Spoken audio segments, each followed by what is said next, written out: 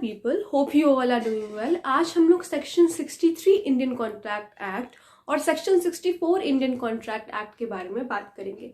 इससे पहले के सेक्शंस की वीडियो ऑलरेडी अपलोडेड है, तो अगर आप लोगों ने नहीं देखी है तो आप उसे देख सकते हैं।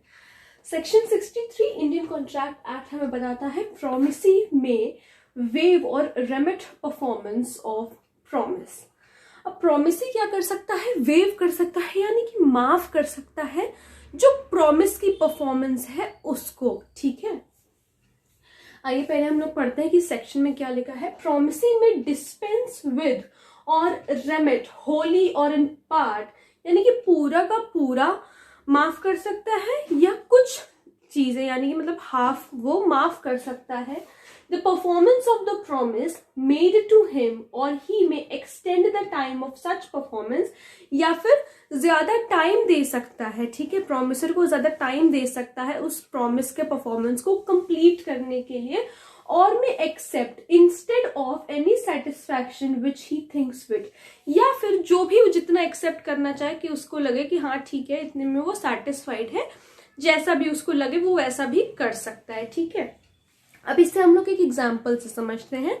मान लो कि दो दोस्त हैं, एक एक्स और एक वाई। ठीक है, अब एक्स ने कर्जा लिया था वाई से, उसने कर्जा लिया था 20 लाख रुपए का। एक्स ने 20 लाख रुपए का कर्जा लिया था वाई से। ठीक है, कर्जा लिया, इसने कर्जा दे दिया। जब परफॉर्मेंस देने की बात आई, यानी कि एक्स ने कहा कि इस डेट को मैं तुम्हें पैसा वापस लौटा दूंगा, लेकिन कुछ कॉन्सिक्वेंसेस के चलते एक्स वाई को पूरा पैसा नहीं लौटा पाता। 20 लाख रुपए का कर्जा लिया था, लेकिन अपने फ्रेंड से बात करता है, कहता है कि मैं सिर्फ 10 लाख रुपए मैं 10 लाख रुपए अरेंज कर पाया हूँ, सिर्फ 10 लाख रुपए ही तुम्हें दे सकता हूँ, इससे ज्यादा मेरे पास नहीं है, इससे ज्यादा मैं नहीं कर सकता। तो वाई कहता है कि हाँ चल ठीक है, कोई बात नहीं, तू मुझे 10 लाख रुपए ही दे दे और खत्म कर इस बात को, हमारे बीच में जो कुछ भी कॉन्ट्रैक्ट था उसे हम लोग खत्म करते हैं, हो गया बस। 20 लाख रुपए की बात थी, कर्जा कितने का लिया था? 20 लाख रुपए का, लेकिन एक्स क्या कर रहा है? एक्स सिर्फ 10 लाख रुपए ही अपने दोस्त को वाई को वापस कर पा रहा है। तो वाई भी मान जाता है उस बात पे, कहता है कि चल ठीक है 10 लाख रुपए तू मुझे दे, बस ये बात को रफा दफा करते हैं, खत्म करते हैं। तो प्रॉमिसी ऐसा कर सकता है, ये बताया है सेक्शन 63 इंडियन कॉन्ट्रैक्ट एक्ट में। वो चाहे तो वेव कर सकता है, माफ कर सकता है, ठीक है, जैसा भी उसको ठीक लगे। यहाँ पे एक चीज लिखी है, तो promisee waves of the performance. अब जो मैंने आपको एग्जांपल बताया उसके ऊपर ये चीज लिखी है कि the promisee waives the performance of the promisor by accepting lesser amount. उसने क्या किया? लेसर अमाउंट लिया। कर्जा कितने का दिया था? 20 लाख रुपए का, लेकिन उसने सिर्फ 10 लाख रुपए ही एक्सेप्ट कर लिए। ठीक है, accepting lesser amount as satisfaction of डेप्थ को सेटिस्फाई करने के लिए उसने लेसर अमाउंट ही एक्सेप्ट कर लिया। तो प्रॉमिसी ऐसा कर सकता है, ये बताया है सेक्शन 63 इंडियन कॉन्ट्रैक्ट एक्ट में। अब सेक्शन 64 इंडियन कॉन्ट्रैक्ट एक्ट क्या कहता है? Restoration of benefit under voidable contract. सबसे पहले तो हम लोग इसका एक एग्जाम्पल समझ लेते हैं इस सेक्शन का। मान लो कि एक ओनर है, एक कंस्ट्रक्टर है, ठीक है, कॉन्ट्रैक्टर है या कंस्ट्रक्टर है, जो भी कह लो, ठीक है।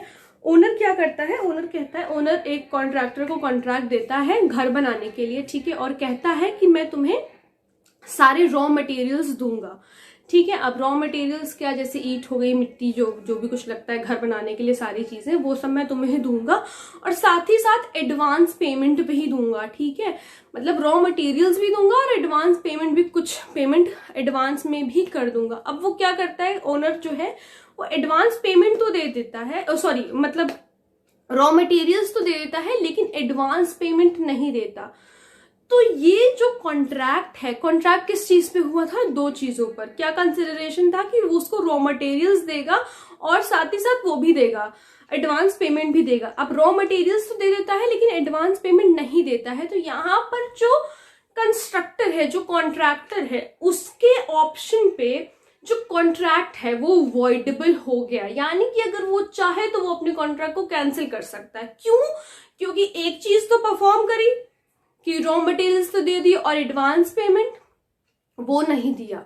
ठीक है, तो अब इसमें एक चीज और बन के आती है, एक चीज और लिखी कि रिस्टोर, जो बेनिफिट अब कॉन्ट्रैक्टर को मिला है, बेनिफिट किस चीज का? जो उसको रॉ मटेरियल्स मिलने हैं वो भी वो ओनर को वापस कर देगा जिसका घर बना रहा था। ठीक है, अब क्या करेगा रख के, तो उसको वो भी जो बेनिफिट मिला है, जो उसको रॉ मटेरियल्स मिले हैं, वो भी कंस्ट्रक्टर को वापस करना पड़ेगा ओनर को। तो यही लिखा है सेक्शन 64 इंडियन कॉन्ट्रैक्ट एक्ट में कि when a person at whose option the contract has become voidable, जब किसी पार्टी के ऑप्शन पे कॉन्ट्रैक्ट वॉइडेबल हो जाता है, रेस्काइंड्स द कॉन्ट्रैक्ट, तो वो उस कॉन्ट्रैक्ट को कैंसिल कर सकता है। देन, तो यहाँ पे देन 2 बार लिखा है, then the other party need not to perform any promise therein as the contained as the promisor. Also the party rescinding the voidable contract shall, if he has received any benefit under the contract, अगर उसको कोई भी benefit मिला है जिस party ने contract cancel किया है, जिस पार्टी के ऑप्शन पर वो कॉन्ट्रैक्ट वॉइडेबल था,